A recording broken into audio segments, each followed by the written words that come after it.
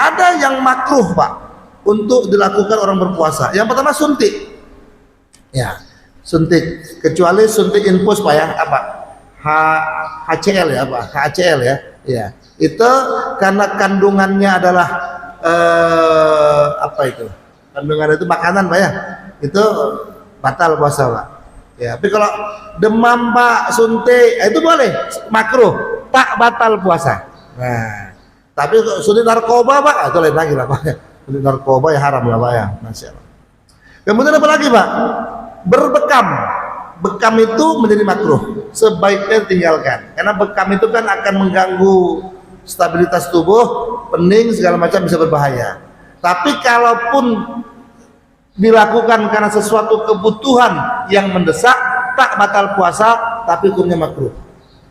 Kemudian berkumur-kumur Pak. Nah ini, berkumur-kumur tuh tak batal, tapi kalau sering-sering makruh. Tapi tergantung kumur-kumurnya pakai apa Pak. Ya, kalau kumur-kumurnya pakai teh obeng, itu batal juga Pak. Ya, kumur-kumur pakai, karena dalam wudhu itu ada sunnah berkumur-kumur. Kita nak ambil sunnahnya Pak, boleh, tapi jangan sering-sering, itu jangan berlebihan. Kemudian Pak, apalagi perkara yang makruh ini Pak,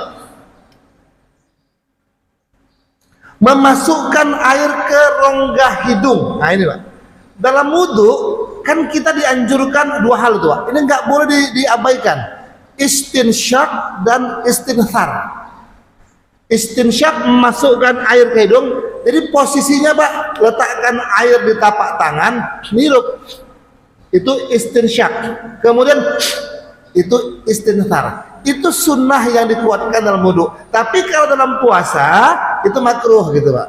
Kalaupun mau dibuat nggak batal, tapi jangan terlalu dalam memasukkan air ke hidungnya. Bapak Ibu, saya tadi baru konsultasi kepada ada tenaga medis. Ternyata rupanya Pak, secara ilmu medis istinsyak itu memang sangat dianjurkan Pak, dan itu bisa menjadi pengobatan. Ya, itu ada anak saya itu baru selesai farmasi itu Pak. Ya, saya tanya, ya apa namanya irigasi ya Pak Bang? Nah, istilah kedokterannya irigasi hidung, dan itu pakai HCL apa? Hah? HCL ya. Nah, ternyata Pak di kedokteran itu memang menjadi terapi. Kalau kita punya penyakit apa sinusitis ya, sinusitis itu sunnah Pak. Bukan sunnah, ada pengobatan, disemprotkan air ke hidung. Subhanallah. Ternyata Nabi sudah mengatakan Pak, nggak usah pakai Pak, tak usah payah-payah pakai HCL ya. Pokoknya setiap wudhu hirup ke dalam, keluarkan, itu jadi obat Pak. Masya Allah. Mulailah Pak kita biasakan tuh Pak, subhanallah, hirup. Tapi Pak terkadang masuk ke dalam Pak, masuk kotak, nggak ada Pak saluran dari hidung ke kotak, nggak ada. Ya, kalaupun itu agak pening kepala, itu reaksi saja, tapi tak berbahaya rupanya Pak, bagus. Kalaupun ada air yang masuk, itu masuknya ke tenggorokan. Nah itu yang bisa menyebabkan batal puasa kalau kebanyakan. Makanya kalau mau istinsyak separuh aja Pak, sampai ke tengah tenggorokan aja. Tenggorokan, hidung, keluarkan lagi, dan itu bagus Pak. Nah, ya, jadi itu tidak membatalkan, tapi memang makruh kalau kebanyakan dan akhirnya melewati kerongkongan dan masuk ke mulut perut, itu jadi makruh. Kemudian Pak, yang makruh lagi mandi berlebihan. Zuhur mandi, asar mandi, nak maghrib mandi, masya Allah mandi kerja. Janganlah pula Pak ya. Ya puasa itu memang kita harus banyak menahan. Ya. Kemudian lagi ya Pak, merasakan makanan di ujung lidah. Nah, ini kerjaan mak-mak nih Pak. Ya. Itu nggak batal, tapi makruh. Kalau tetelan jadi batal. Jadi pandai-pandailah mak-mak kita nih. Kalau nak merasa cukup di ujung lidah saja, karena ujung lidah itu punya saraf perasa. Ujung lidah langsung buang.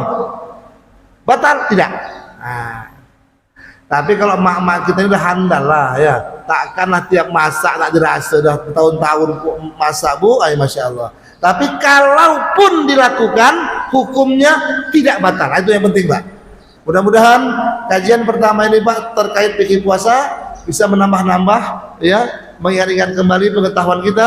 Insya Allah mudah-mudahan puasa Ramadan kita semakin baik dan insya Allah membuahkan takwa. Amin ya rabbal alamin. Subhanallah bihamdi, subhanakallahumma bihamdika, asyhadu an la ilaha illa anta astaghfiruka wa atubu ilaik. Assalamualaikum warahmatullahi wabarakatuh.